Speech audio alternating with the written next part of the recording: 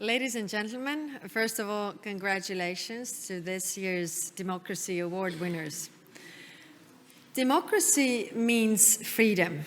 Freedom from repressions, freedom from war crimes, freedom to decide over one's own security arrangements and foreign policy direction.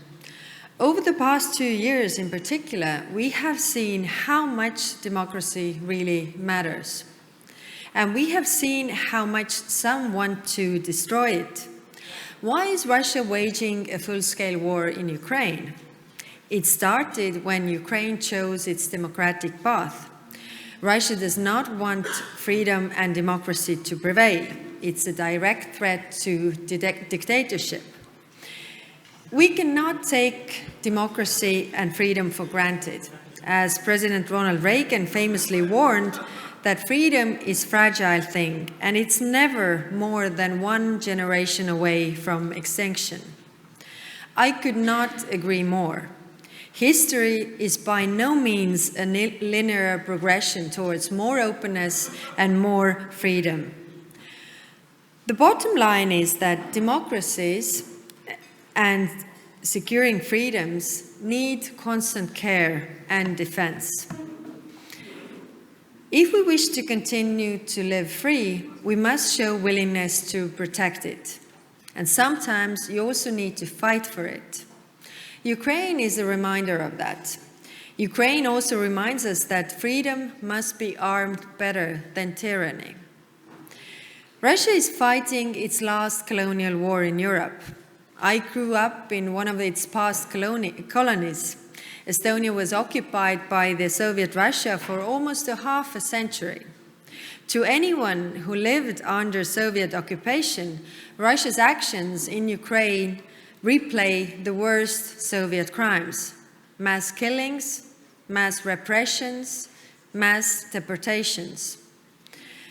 What Russia is doing in Ukraine has touched my family as well as many in Europe and in the States personally.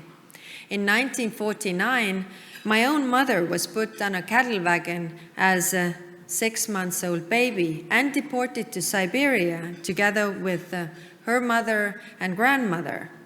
Her life was saved by compassionate strangers who gave her some milk and strangers who dried the nappies on their skin because it was the only warm place in the cattle wagon on this 3-week journey.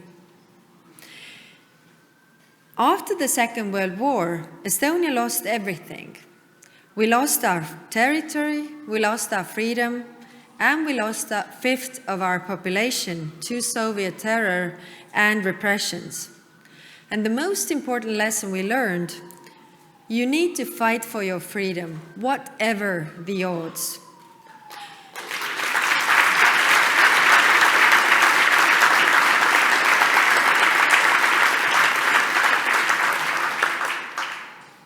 Not fighting means losing it all, your people, your statehood.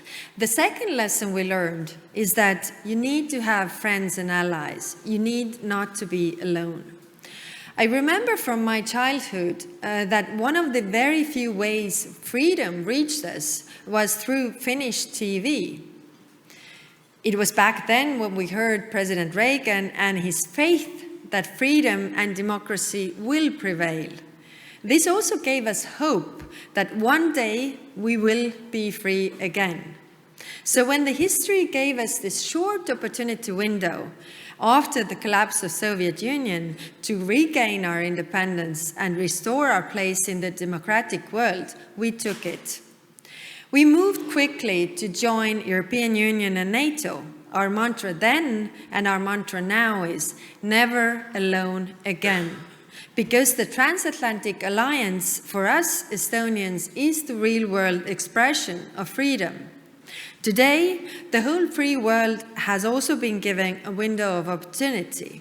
This window is about stopping Russian imperialism, stopping Russia's cycle of aggression against its neighbors.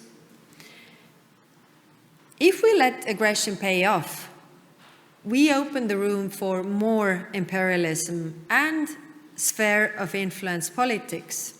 If might makes right, We have accepted the return of the age of empires. So Ukraine's fight for freedom is not only a fight for dignity, but it's also a matter of global security. With our help to Ukraine, we need to make sure that the land grab cannot succeed in the 21st century. We all have a skin in the game. That is why it is not enough to say that Ukraine must win. It is equally important to say Russia must be defeated on the battleground, or worse will follow.